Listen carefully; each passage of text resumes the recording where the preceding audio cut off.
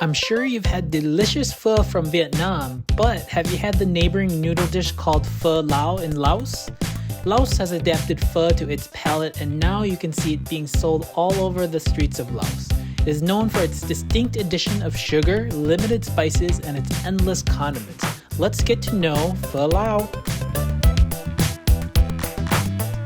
Sabaydi Pinang, hi fam, welcome back to Saeng's Kitchen. Today we are making one of my favorite childhood noodle dishes. You've probably seen or have had it. It's all over Vietnam and it's called pho, but did you know that Lao people also have a variation of it? It's called Pho Lao, and I'm gonna show you throughout this video a lot of the big differences and the flavor profiles that we have in Pho Lao. It takes a long time to make, so let's go ahead and get cooking.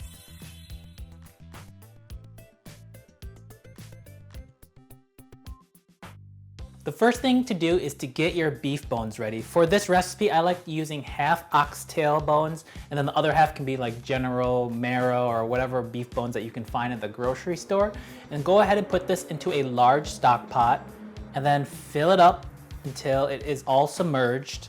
And then you're gonna go to the stove, heat it up, you're gonna get it to a rolling boil, and then you're gonna see the impurities start floating up, and then you can go ahead in this process, go ahead and start skimming out some of that impurity. It's gonna take about 15 minutes on a low simmer, and go ahead and rinse all these bones under room temperature water. You can rinse it with your hands and kind of scrub anything that you see that you don't want in your broth. So as the bones are straining, go ahead and wash your stock pot again. You wanna make sure it's extra clean because we don't want that gunk back into our broth. Let's go ahead and prepare our aromatics and our roots. So what I'm using is a celery root, and then I cut this onion right in half, took the skin off, put it on the baking sheet, and then lastly we have our ginger, which I cut in thin slices and then smashed it to kind of get those flavors going.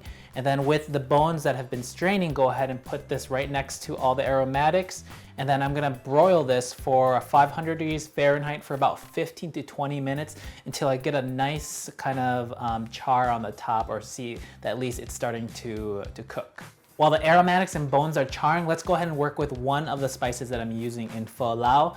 So with Vietnamese pho, we know that they use a lot of different spices like cinnamon, cloves, coriander to infuse into their broth.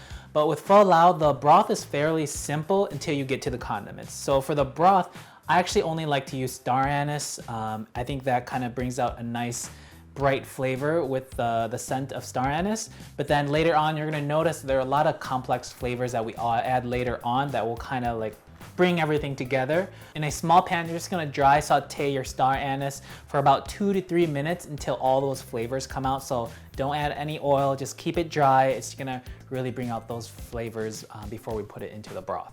Let's start assembling the broth. So with your large clean stock pot, go ahead and add all the bones, celery root, onion halves, ginger slices, roasted star anise, MSG, salt, and then the sugar. Sugar, one of the big distinguishing ingredients when it comes to Lao Pho. But did you also know that there's a large Vietnamese population in Laos? Well, this happened when the French controlled Laos and moved a lot of Vietnamese people over into Laos. And so with that move also came with a lot of Vietnamese food. And eventually with time and history came the adaptation of Pho Lao and what we know today as that sweet, sour, and spicy pho.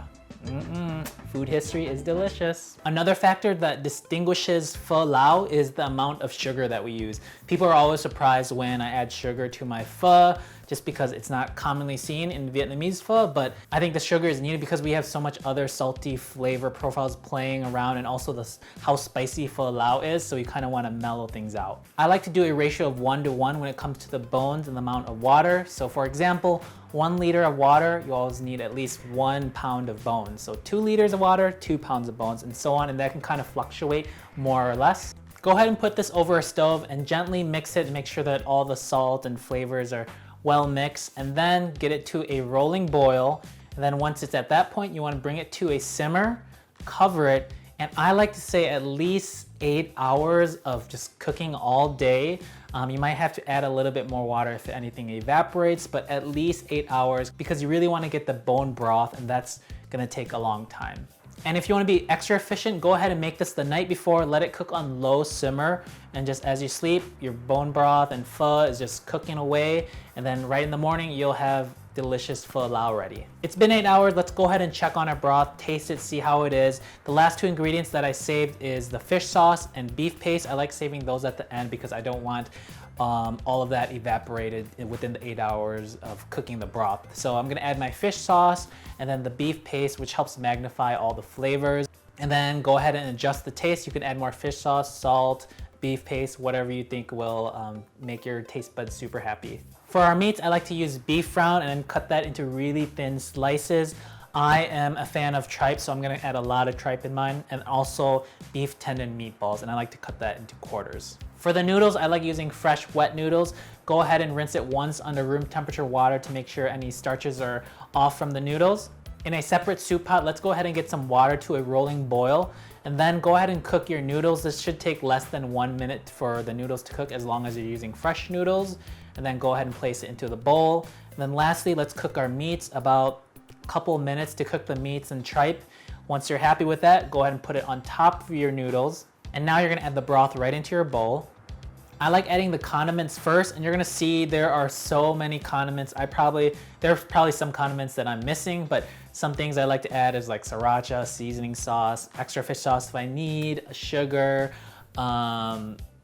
hoisin, chili garlic sauce, fried garlic, fried shallots, and so on and so on. There's a lot of sauces and condiments for Pho Lao. That's also another big thing that distinguishes it. So now I'm gonna top it off with my fresh herbs. We have celery, we have mint, we have cilantro, we have basil, we have bean sprout, and lastly we have the signature shrimp paste that's put right on the side of the bowl. And then with 1 pepper, I'm gonna just stick it there for easy use, and you're gonna see later on how I eat that. I'm gonna squeeze some lime on the top, start mixing, and that is how you make Pho Lao. I'm gonna come up and eat with you all. Okay, here is my very full bowl of Pho Lao. So there is a method to this. Usually I like to take my chili pepper, dip it in the shrimp paste, take a bite. And then go ahead, get the noodles, get some meat, and dig in.